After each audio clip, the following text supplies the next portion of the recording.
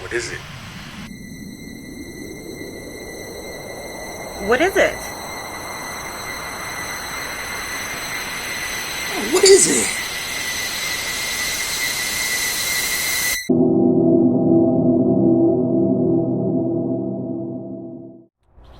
What's up, guys? Thanks for tuning in. This is Chris. Today we're going to be looking at this book right here, which is Mixing Secrets for the Small Studio by Mike Sr. I'm going to be going over my top 10 favorite secrets for this book. Make sure you stick around to the end because the number one secret on my list is something that really upped my game quite a bit and leveled up my mixes, and I think it's something that all producers should know about. Let's get started.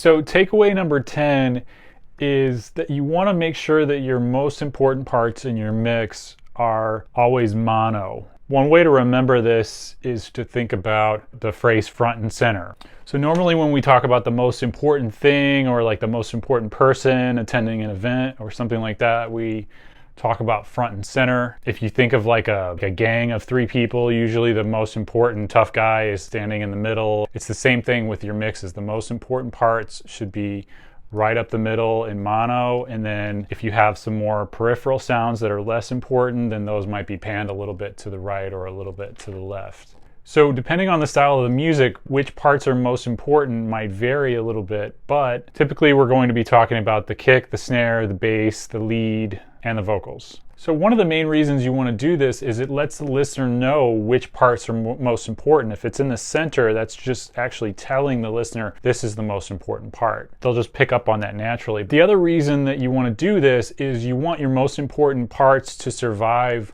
what's called mono-compatibility. So sometimes in a club, you might only be listening to one channel or the other channel, or it's the 2 channels summed together. Also, sometimes people might be sharing a pair of headphones and one person has the left channel, the other person has the right channel. And so you don't want your kick drum, which is a very important part, only being able to be heard in one person's ear or not the other, or especially something like the lead vocal on a pop song. You don't want it only going in one person's ear and not the other person's ear if they're sharing headphones. So you really want to make decisions about which parts are most important and make sure those parts are in the middle.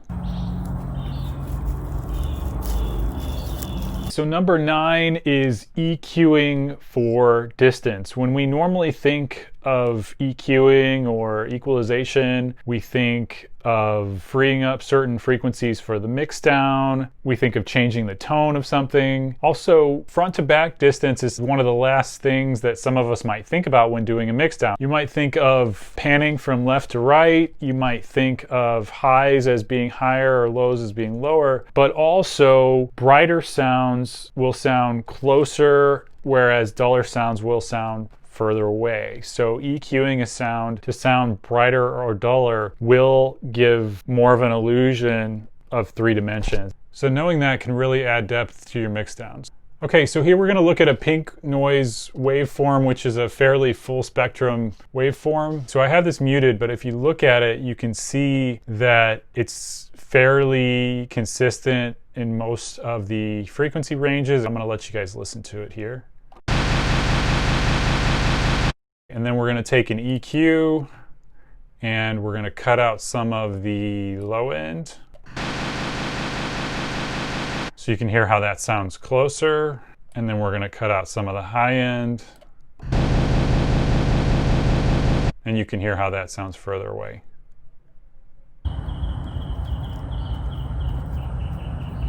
Number 8 is just to use fewer plugins when possible. Sometimes without realizing it, we'll add more and more and more plugins. And all plugins have side effects. Even if those side effects are tiny, they'll add up over time. So one thing that's great to do when you get to the final stages is just to see if there are certain plugins that you can do without. Sometimes you'll click something off and it'll actually sound better. There was a video that I watched a few years ago by Sadowik, and he was quoting somebody else, and the other producer said that producing is reducing. So what you really want to try to do is use fewer plugins, and that's just one example of the reducing that that producer was talking about. So when you have too many plugins on your mixes,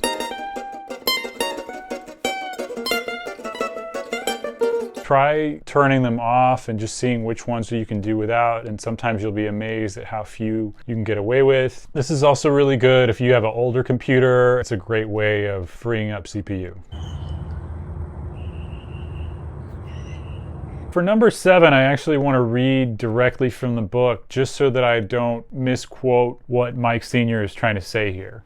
Although most small studio mix engineers seem to favor reverbs for mixing purposes, delays can actually be more useful because of the way they deliver reverb-style enhancements in more precisely targeted ways. Think of delay as a sniper rifle compared with reverb's shotgun.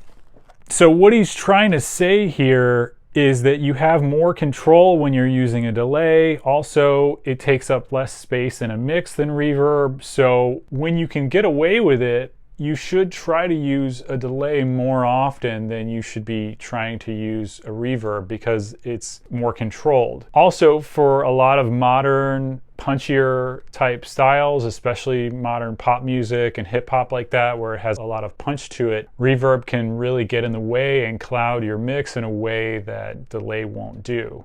So in these two examples, I have the same exact synth sound, and we're just doing a delay on the first one and a reverb on the second one. I've tried to match up the length of the effect on both. They're both just doing that short little stab sound. But you can see here from the waveforms that with the delay, it's a lot more controlled, exactly like Mike Sr.'s talking about, right? It's these controlled little bursts. And you can hear it as well.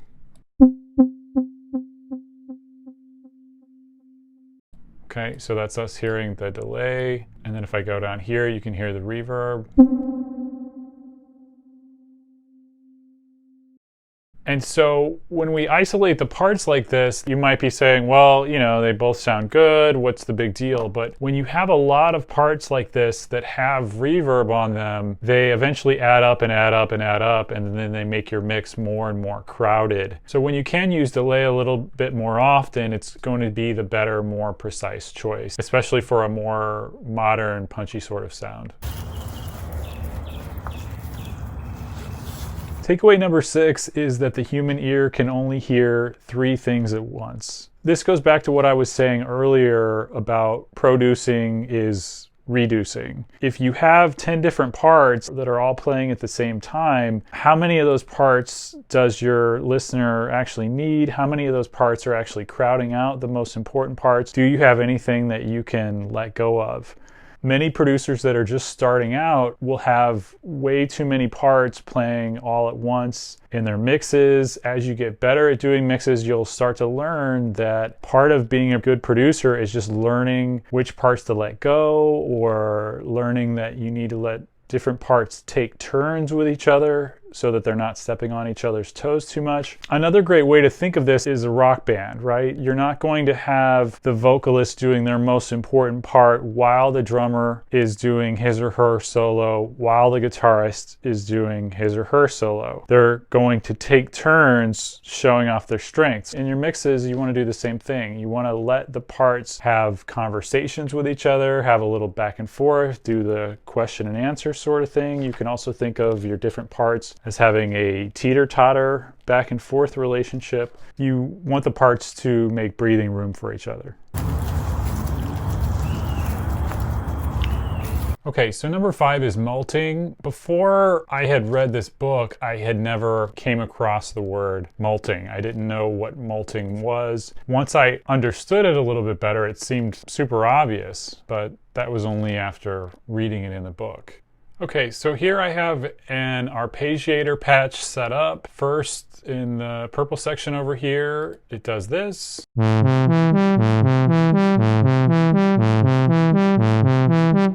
then let's say that later in the track, I want to raise that part an octave, right? So then it does this.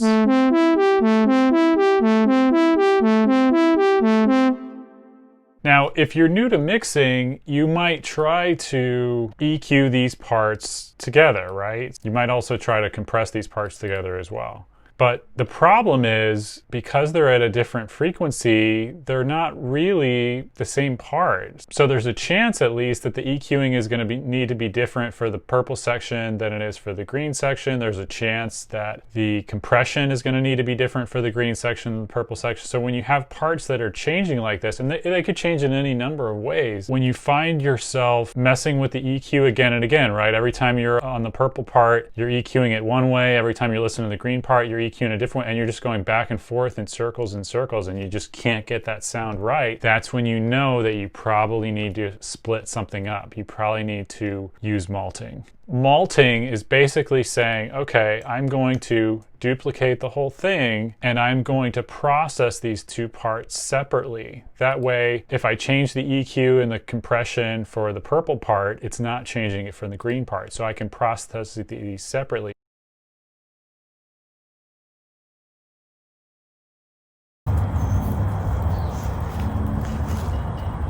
Okay, number 4 is using reference tracks. That's something that you guys have probably heard somewhere else before, but I just think now is a good time to stress that you should be listening to your mixes side by side with other mixes just to see how they hold up. Your mix might sound good listening to it all by itself, but you really want your finished product to be something that can be played side by side with other professional pieces of music. One tool that I've found that's really good for this as well is tonal balance control by iZotope. I'm pretty sure that iZotope took several thousands of data points on the EQ curves from several successful mixes and then aggregated that data so you can compare the EQ information on your mixes to the EQ information from all of the data that they've collected.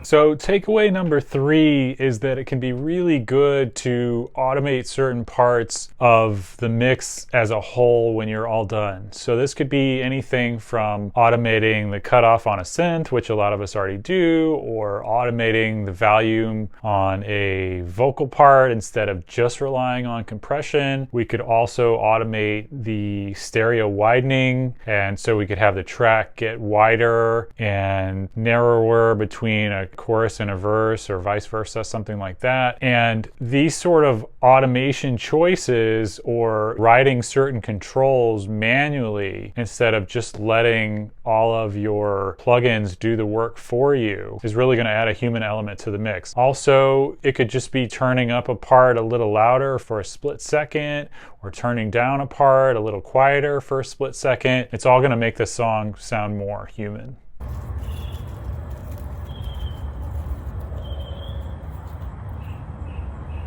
So takeaway number 2 is that the mute button is your friend. This is going to connect to the same thing I was telling you guys earlier. Producing is reducing. Once you get a bunch of loops that all gel together and you say, oh, well, this is great, but I don't know where to go from here, the mute button can kind of help you work backwards and say, okay, which parts can I take out to build this? Or the mute button can add interest by taking certain parts in and out, or the mute button can help you by making more room and figuring out what can be taken out. So the mute button is great in a number of ways to create variations throughout your song. If you can't figure out how to do the arrangement, just pressing mute buttons and turning them on and off and trying out different things to try out different changes.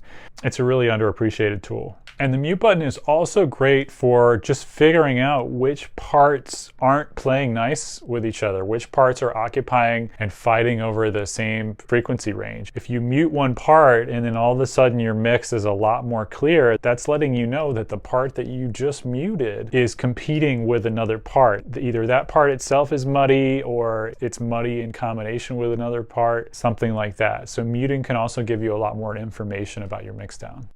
What is it? What is it? What is it?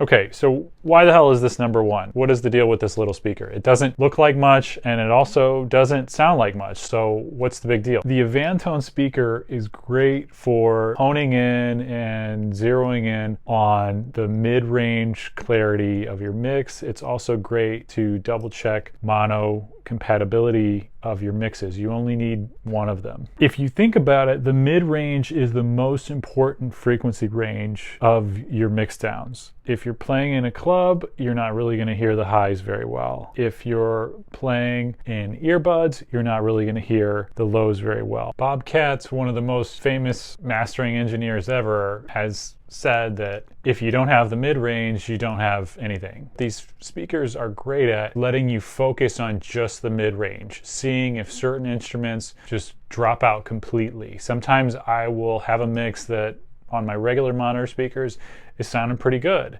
and then I'll listen to it on my Avantone and I'll realize that the bass line drops out completely. You want to make sure that your bass line at least has a little bit of mid-range content. Another example might be, I think my mix is sounding pretty good in stereo, and then I listen to it on my single mono Avantone speaker, and I can pick up on all sorts of things that drop out. You want your mid-range to be clear, and you want to at least be able to hear the most important parts of your mix. The main melodies, the main hook, the main bass line, the main vocals, whatever the main parts are, you want to be able to hear that in the mid-range. The Avantone speaker is also particularly forgiving of your room, so you might have great monitors and have terrible acoustic treatment in your room. Having the Avantone Mix Cube is great as a way of ignoring the problems of your room. I can't stress to you guys enough how my life changed once I got the speaker.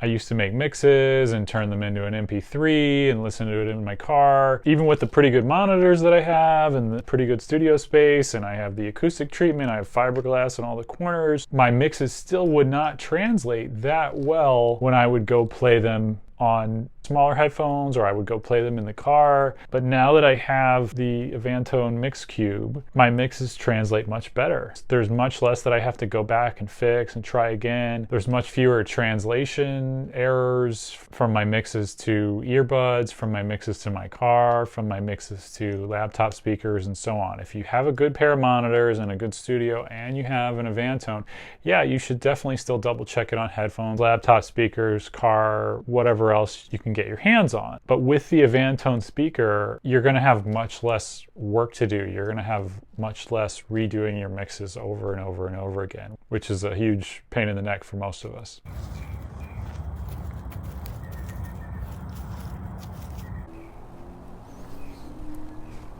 If you like this video, please make sure to like and subscribe. Also, please let me know what you thought about the video in the comments below, and you can also use the comment section to tell me what you'd like to see in future videos.